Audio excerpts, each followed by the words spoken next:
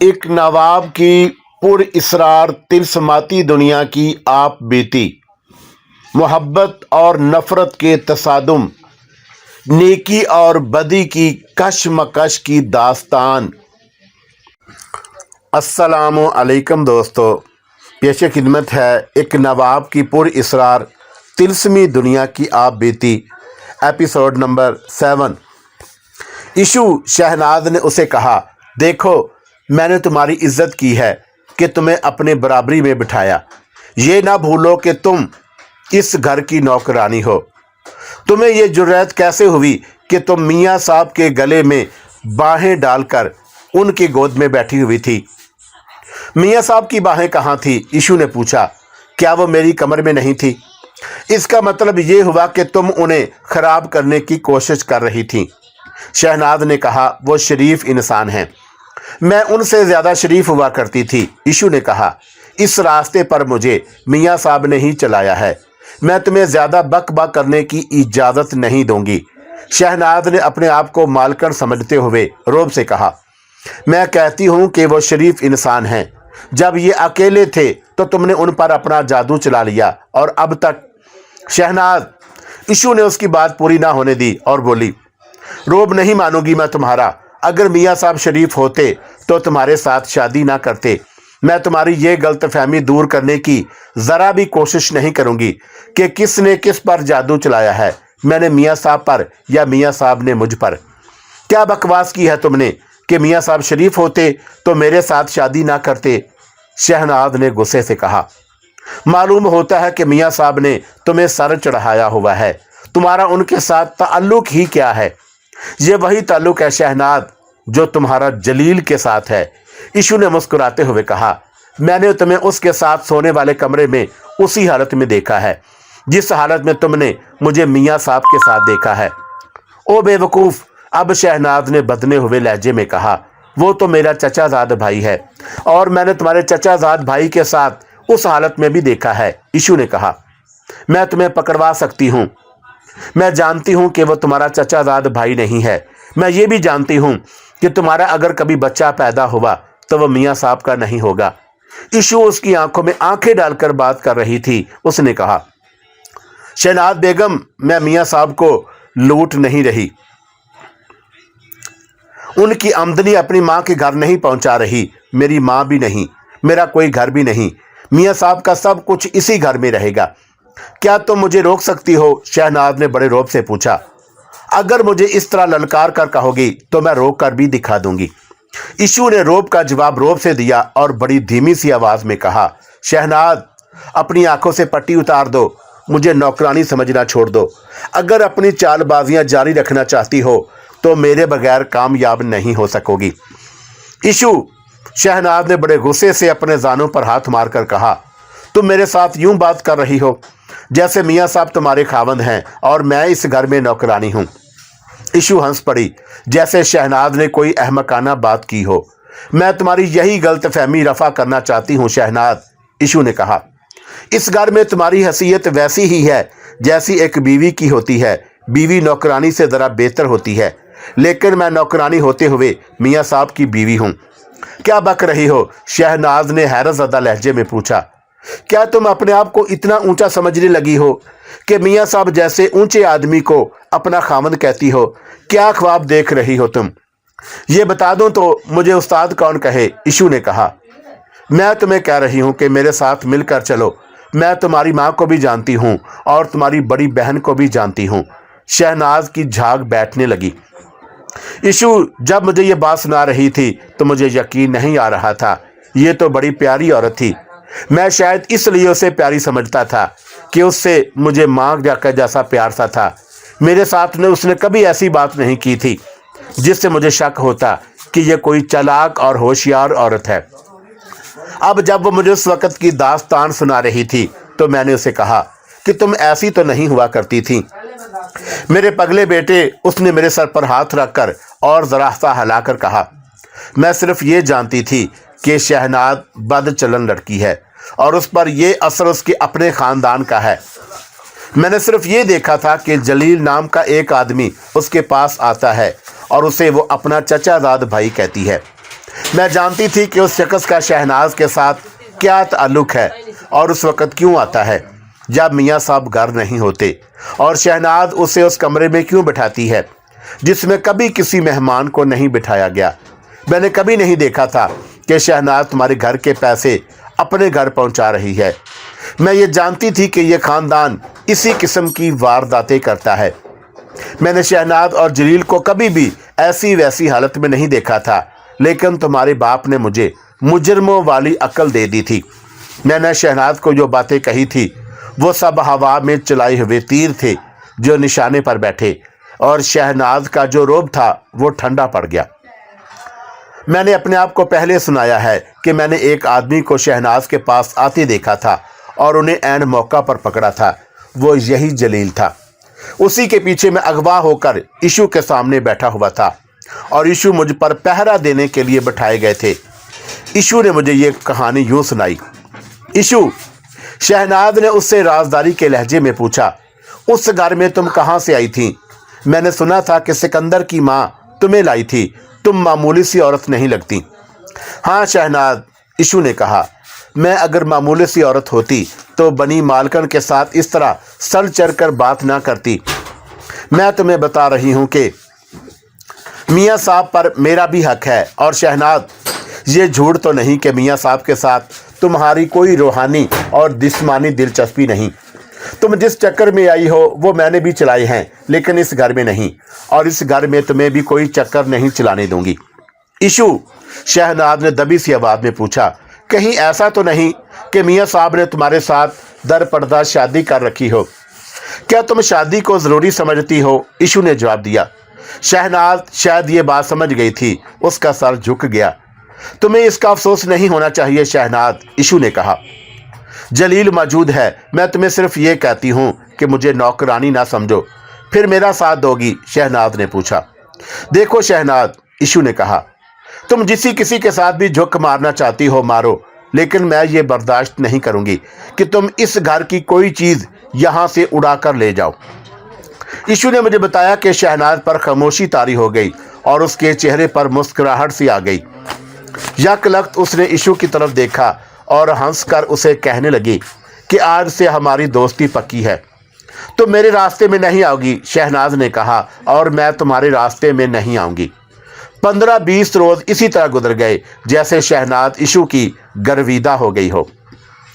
एक रोज़ अचानक शहनाज ने मेरे बाप की मौजूदगी में कहा कि उसने अपना हार उतार कर सिंगार मेज़ पर रखा था, अब वहाँ नहीं है। उसने इशू से पूछा तो उसने तो नहीं देखा। इशू ने कहा कि वो उस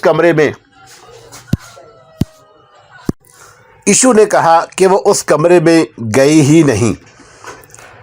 क्यों झूठ बोलती हो इशू? शहनाज ने उसे कहा, मैंने 2 मरतबा तुम्हें इस कमरे में जाते और निकलते देखा है। मैं कहती हूँ, इशू ने कहा, मैं तुम्हारे कमरे में गई ही नहीं। मियाँ साहब, शहनाज ने मेरे बाप से कहा, इसके झूठ से मुझे शक होता है कि यही हाथ साफ कर गई है। इससे पहले मेरे सिंगार मेज़ की दराज से पैसे भी साफ हो चुके हैं। मैं इसलिए ना बोली कि किसी पर बगैर सबूत के इल्ज़ाम लगाना ठीक नहीं, लेकिन अब मुझे शक है कि चोर यही है। ये बात बड़ी लंबी है जो मैं आपको अपने अल्फाज में सुनाता हूँ। ज़ाहिर है कि इशू ने कितना शोर शराबा किया होगा। शहनाज ने जाल पूरी तरह बिछाया था। जब हमारे घर में शोर शराबा हो रहा था, ऐन उस वक़्त शहनाज की माँ और बड़ा भाई आ गए। उन्हें भी बताया गया कि क्या हुआ है। उन दोनों ने इशू की तरफ देखा। इशू, शहनाज के बड़े भाई ने बड़े प्यार से इशू से कहा, कोई बात नहीं, इंसान से गलती हो जाती है, हार वापस कर दो, तुम्हें कोई कुछ नहीं कहेगा। इशू अपने आप को बड़ी होशियार और चालाक समझ बैठी थी, लेकिन वो उस चक्कर में आई तो उसे पता चला कि उसमें ज़रा सी भी चालाकी नहीं। वो कभी रोती थी और कभी शहनाज को गालियां देती और उसकी कोई नहीं सुनता था। मियाँ साहब, शहनाज ने कहा, ये बदचलन कहती है कि मियाँ साहब के बगैर निकाह के मेरे खावंद है। हाँ मियाँ साहब, शहनाज की माँ बोली, ये बकवास तो उसने सारे मोहल्ले में फैला रखी है। मेरा बाप आगे बढ़ा और उसने बड़ी ज़ोर से इशू के मुंह पर थप्पड़ मारा और उसे गालियां देने लगा। ऐसा ही एक थप्पड़ उसे शहनाज के भाई ने भी जड़ दिया। उस बेचारी का वाह वीला किसी ने भी ना सुना। शहनाज की माँ ने कहा, इसके कमरे की तलाशी लो। इशू की चीखों पुकार सुनकर अड़ोस पड़ोस की औरतें भी आ गई। शहनाज और उसकी माँ ने चला चला कर उन औरतों को सुनाया कि इस नमक हराम को देखो, अपनी मालकन का इतनी कीमती हार उड़ा लिया है। मेरे बाप ने और शहनाज के भाई ने इशू के कमरे में जाकर इस तरह तलाशी ली कि चारपाई पर बिछा हुआ उसका बिस्तर भी उठाकर झाड़ा। फिर उसका सूटकेस खोलकर देखा तो कपड़ों के नीचे एक तो शहनाज का हार पड़ा था और उसके अलावा 100 के कई नोट बरामद हुए। अब तो किसी शक व शुबा की गुंजाइश नहीं रही थी। इसे पुलिस के हवाले कर दो, मेरे बाप ने फैसला सुनाया। इशू उसके पाँव में गिर पड़ी। मेरे बाप ने उसे इतनी ज़ोर से लात मारी कि वो कमरे के दरवाजे में जा पड़ी। किसी के मुंह से यही एक बात निकल रही थी कि इसे पुलिस के हवाले कर दो। मियाँ साहब, शहनाज की माँ ने कहा, मालूम नहीं कितने हज़ार रुपये अब तक आपके ये उचक्की हजम कर चुकी होगी। तुम्हारा मियाँ मुझे खुद पैसे देता रहा है। इशू ने जवाबी हमला किया। उसने चिल्लाकर कहा, उस शख्स ने मुझे अब तक अपनी बेनकाही बीवी बनाकर रखा हुआ है। इशू पर घोंसों और थप्पड़ों का मींह बरस पड़ा। इसमें कोई शक नहीं कि हार और नोट शहनाज ने उसके सूटकेस में रखे थे और उसने ये नाटक अपनी माँ और अपने भाई से मिलकर बनाया था, जो उन सब ने बड़ी कामयाबी से खेला। ये वाक़या मुझे भी अच्छी तरह याद था, लेकिन मुझे ये मालूम नहीं था कि इशू को मारा पीटा गया। मैं जब स्कूल से आया तो शहनाज ने मुझे गले लगा लिया और मुझे मेरे बाप के पास ले गई थी। दोनों ने मुझे कहा था कि इशू के साथ ना बोलना, वो चोर है। मेरे दिल को बड़ी तकलीफ़ हुई। उन लोगों ने यह फ़ैसला किया था कि इशू को अपने कमरे में बंद रहने दो, फिर सोचेंगे उसे घर से निकाला जाए या पुलिस के हवाले किया जाए। मैं सिर्फ इतना महसूस कर रहा था कि मैं इशू के बगैर नहीं रह सकता, लेकिन मुझे उसके पास नहीं जाने देते थे। उसके बाद बड़ों ने जो कुछ किया वो मुझे मालूम नहीं हो सका था। वो अब इशू मुझे सुना रही थी। इशू दिन भर कमरे में बंद रही। रात के वक़्त शहनाज उसके कमरे में गई। इशू वाही तबाही बकने लगी, लेकिन शहनाज ने हमदर्दी और दोस्ती के लहजे में बातें करके उसे ठंडा कर लिया। इशू ने उसे कहा कि उसे उस साजिश के ज़रिए मेरी बाप की नज़रों से गिराया गया है। और सुनो शहनाज, इशू ने कहा, मैं ज़िल्लत की आखिरी हद तक पहुंच सकती हूं। मैं इस घर से निकल जाऊंगी। मुझे अपनी कीमत का अंदाज़ा हो गया है। ये मियाँ वाकई शरीफ हुआ करता था, लेकिन मुझे देखकर इसने अपने दिल में शैतान को बिठा लिया। खुदा की कसम, तुम देखना मैं कैसा इंतकाम लूँगी। मुझे पुलिस के हवाले कराओ। शहनाज ने अपना दोस्ताना रवैया ही कायम रखा और इशू को ठंडा करने की कोशिश करती रही। फिर उठकर चली गई। इशू को तैश आई तो वह मेरे बाप के कमरे में चली गई। शहनाज भी वहीं थी। सुन बूढ़े खोस्ट, औरतों के शिकारी, इशू ने मेरे बाप के मुंह में हाथ देकर कहा, क्या मेरे मुंह में ज़ुबान नहीं? मुझे पुलिस के हवाले करके देख या मुझे घर से निकाल। तुझे मालूम नहीं, मैंने पक्का इंतज़ाम कर रखा है। उसने उसी तरह शहनाज के मुंह में हाथ दिया और बोली, तू भी देख लेना मैं तुझे किस तरह थाने और कचहरी में जलील करती हूँ। इशू कुछ भी नहीं कर सकती थी, लेकिन उसने सोच लिया था कि इन लोगों के साथ इन्हीं की तरह का रवैया इख्तियार करना ठीक रहेगा। उसने मुझे बताया कि अंदर से वो खूब बहुत डरी हुई थी। वो उस घर से निकलने की जुर्रत नहीं कर सकती थी, लेकिन मैंने ज़िंदगी में आगे चल के देखा है कि हालात अच्छे भले इंसान को वहशी और दरिंदा बना दिया करते हैं। इशू को ऐसे ही हालात की भट्टी में डाल दिया गया था। उस भट्टी में से वो निकली तो नाम तो उसका इशू ही था, लेकिन ऐसे लगता जैसे उसने दूसरा जन्म लिया हो। उसको भट्टी में डालने और निकालने वाली शहनाज थी। शहनाज के पीछे कोई और दिमाग भी काम कर रहा था। शहनाज ने 2-3 मरतबा फिर उसके कमरे में जाकर उसे अपने हाथ में ले लिया। इशू, शहनाज ने उसे कहा, मैं तुम्हें इस घर से निकलने नहीं दूंगी, लेकिन इस घर में अब तुम रह भी नहीं सकती। तुम जितना भी चीखो चिल्लाओ कोई नहीं सुनेगा। अगर तुम पर चोरी का ये इल्ज़ाम झूठा ही है तो भी तुम ऐसे शिकंजे में आ गई हो कि निकल नहीं सकोगी। सारे महल्ले में तुम्हारी रुसवाई हो चुकी है।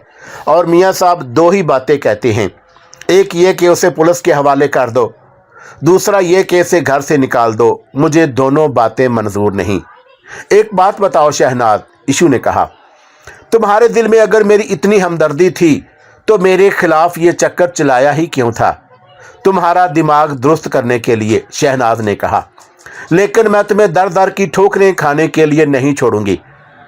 उन दोनों के दरमियान इसी तरह बातें होती रही। शहनाज इशू को डराती भी थी और हमदर्दी भी जताती। इशू इतना तजर्बेकार तो नहीं थी।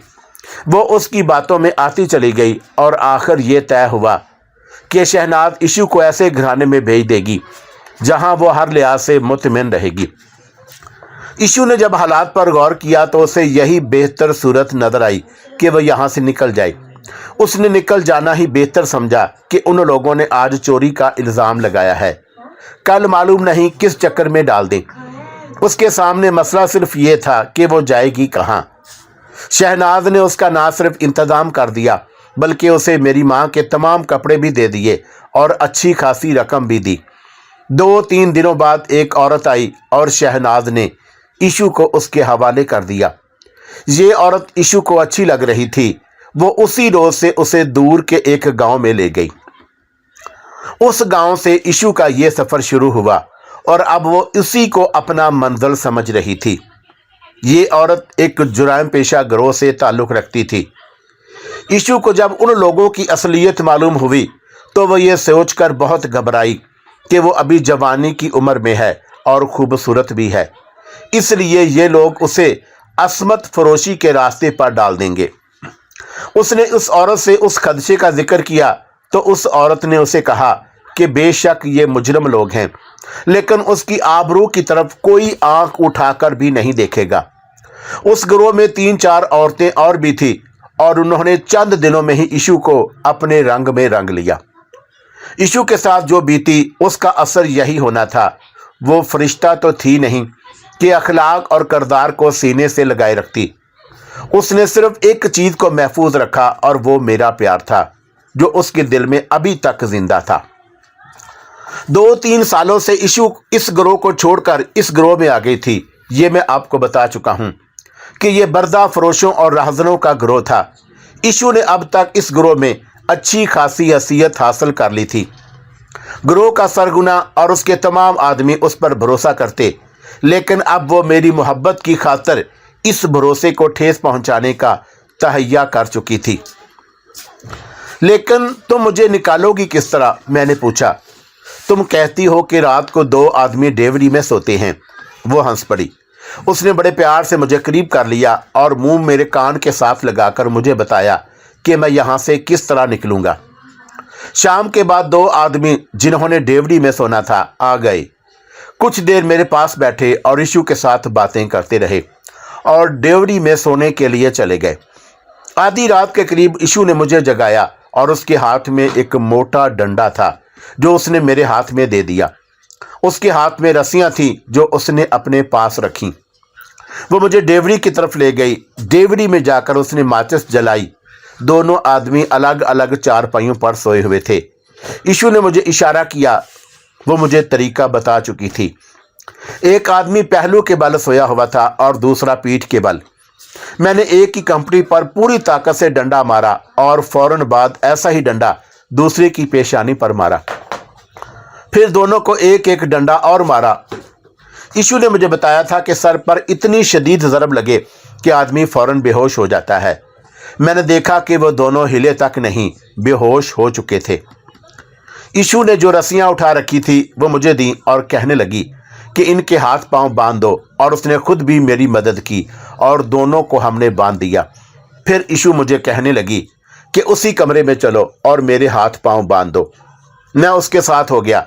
वो ऊंधे मुंह चारपाई पर लेट गई और मैंने उसके हाथ और पांव बांध दिए। उसने कहा कि डेवरी में जाओ और दरवाज़ा खोल कर निकल जाओ। जा बेटा सिकंदर, इशू ने जज्बाती लहजे से कहा। मेरी दुआएं और खुदा तुम्हारे साथ है। ये सोच लेना कि अपने घर जाओगे या कहाँ जाओगे, जिंदा रहे तो फिर कहीं मिलेंगे। मुझ पर इक्कत तारी हो गई, लेकिन वो वक़्त जज्बात के अजहार का नहीं था। मैं डेवढ़ी में गया। दोनों आदमी बेसुध पड़े थे। मैंने डेवढ़ी के दरवाजे की जंजीर उतारी। कबाड़ धमाके से खुले। एक कबाड़ मुझे बड़ी ज़ोर से लगा और बाहर ऐसी चीखें सुनाई दी जैसे चुड़ैलें चीख रही हों, और एक तूफान मेरे लिए तैयार था। देख पगली, मैंने बड़ी बुलंद चीख जैसी आवाज़ में कहा, मैं तेरी आग में से गुजर रहा हूँ। आ और मुझे वो ताकत दिखा जो जिन्नात और परियों को मेरे कदमों में डाल देगी। मुझे अच्छी तरह याद है कि मैं फेफड़ों की पूरी ताकत सिर्फ करके चिल्लाया और चीखा था। मैं तूफान को बदरूहों, चुड़ैलों, जिन्नों और परियों को ललकार रहा था, लेकिन मुझे ये याद नहीं कि मैं खौफ को दबाने की कोशिश कर रहा था या मैं खौफजदा था ही नहीं। इतना याद है कि मैंने महसूस किया था कि मैं वो नहीं रहा जो कभी था। मैं अब माँ का शहजादा बेटा नहीं था।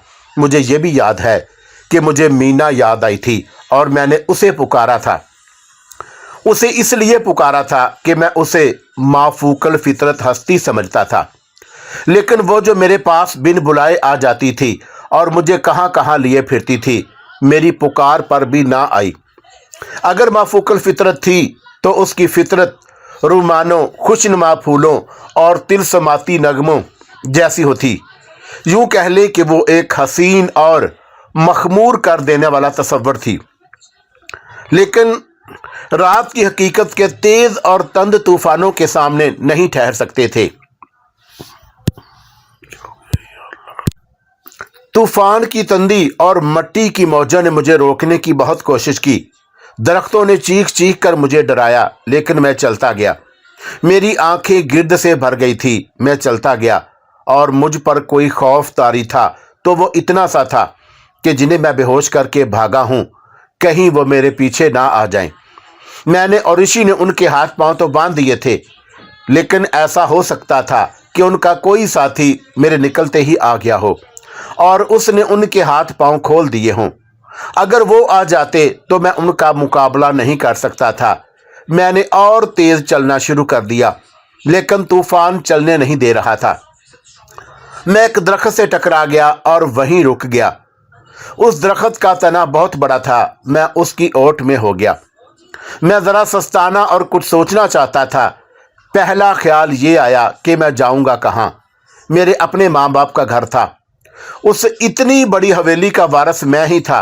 मुझे वहीं जाना चाहिए था, लेकिन वहाँ मेरे लिए इतने ज़्यादा ख़तरे थे जिनके मुकाबले में ये तूफ़ान कोई ख़तरा नज़र नहीं आता था।